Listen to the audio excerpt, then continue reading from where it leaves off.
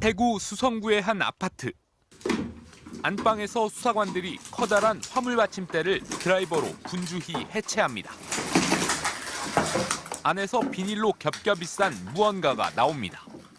항만이나 물류창고에서 쓰는 화물 받침대, 이른바 팔레트에 필로폰을 숨긴 겁니다. 엘리베이터 CCTV에선 팔레트들을 빈집으로 옮기는 장면도 포착됐습니다. 4,000명이 투약할 수 있는 분량이고 시가로 4분입니다. 모두 봉지가 397개입니다. 7개 팔레트에서 나온 필로폰은 모두 50kg, 1,600억 원어치로 165만 명이 한 번에 투약할 수 있는 양입니다. 압수량으로 역대 세 번째 규모입니다.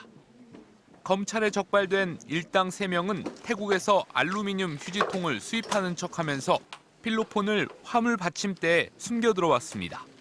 작년 한 해 압수된 마약은 1.3톤, 5년 전보다 8배 급증했습니다.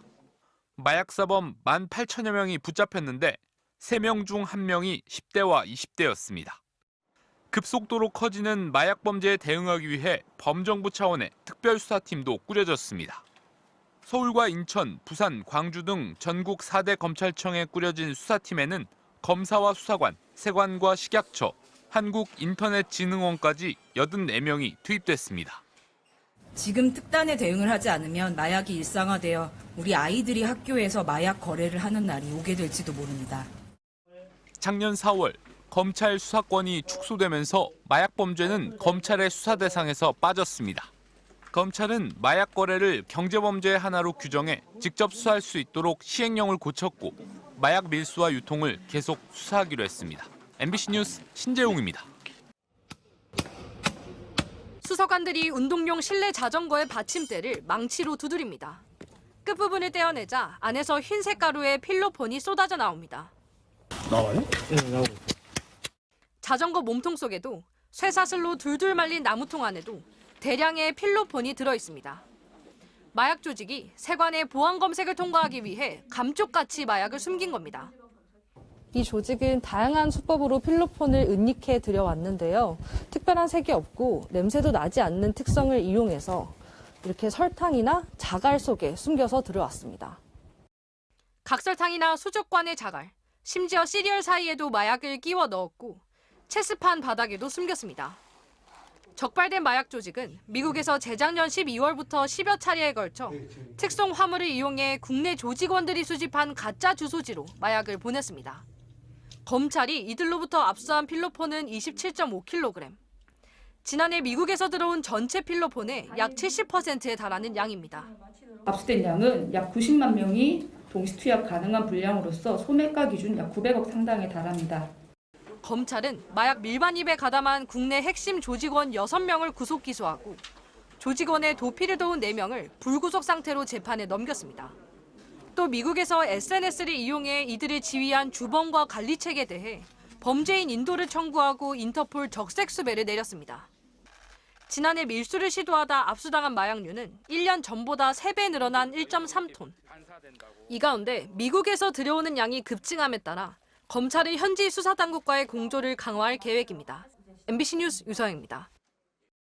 지난 6월 태국 푸켓 공항에서 적발된 한 남성의 엑스레이 사진입니다. 배와 가슴 등 상반신 전체에 둥근 모양의 물체가 가득 차 있습니다. 코카인입니다. 1.5kg에 달하는 코카인 봉지 115개를 삼켜 위장에 넣어서 들여오려다 적발된 겁니다. 지난달 국내에서도 50대 한국인 남성이 200개 넘는 마약 봉지를 삼킨 채 들여왔다가 마약이 몸속에서 터져 숨졌습니다. 이런 식으로 마약을 몸 안에 숨겨 들여오다 적발된 사례는 이번이 처음이 아닙니다. 관세청에 따르면 지난 2011년부터 29건이 적발됐는데 이 가운데 20건에 한국인이 관련돼 있었습니다. 필로폰이 대부분이고 대마도 일부 있는데 적발된 필로폰만 약 1.4kg, 4만 6천 명이 투약할 수 있는 양이었습니다. 최근 들어 해외 여행객이 다시 늘어나면서 적발 횟수도 늘어날 조짐을 보이고 있습니다. 보드 패킹하는 거는 그전에도 사실 뭐 외국이나 이런 데 많이 이제 썼던 그런 어떤 밀수 방식이고 이제 안에서 녹거나 뭐 새가지고 누출돼가지고 이렇게 국내로 들어오는 보디패커를 잡기 위해서는 뼈대와 장기를 촬영하는 전신 스캐너가 필요한데 전국에 석 대밖에 없는 것으로 파악됐습니다. 그나마 석 대는 인천국제공항에만 있고 나머지 15개 공항과 전국의 항구에는 한 대도 없습니다. 최근 김포공항 등의 고주파를 이용해 전신을 투시하는 신형 검색대가 도입됐지만 마약 탐지 기능은 없습니다. 검색 가능 장비를 도입한다 해도 현행 법령으로는 반드시 당사자의 동의를 받아야만 쓸 수 있다는 한계도 있습니다. 마약에 대한 공급은 훨씬 다량이 이루어지기 때문에 국가 간 정보 공유와 테크놀로지의 도움을 받아서 공급 차단에 주력이 필요하지 않습니다.